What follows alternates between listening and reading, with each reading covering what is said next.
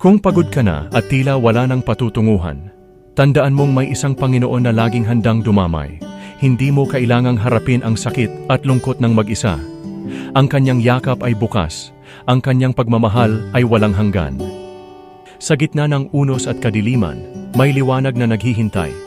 Isang kapayapaang hindi kayang ibigay ng mundo. Lumapit, magtiwala, at hayaan siyang pagalingin ang iyong sugatang puso. Sapagkat sa kanya, may tunay na pag-asa, may bagong simula.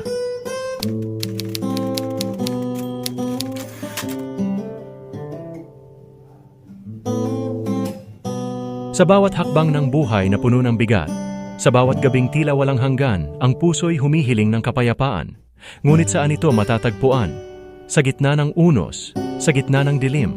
Saan nga ba pupulutin ang pag-asa't aliw?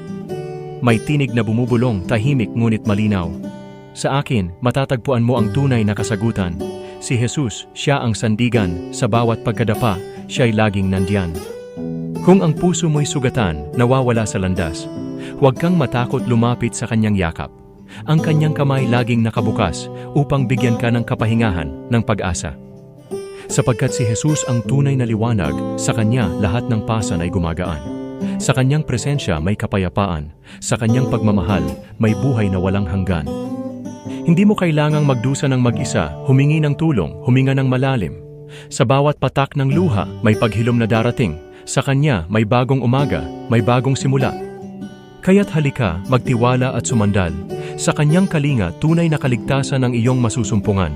Siya ang buhay, siya ang daan. Sa kanyang yakap, wala nang alinlangan. Kay Jesus, may kaligayahan. Kay Jesus, may walang hanggang kapayapaan.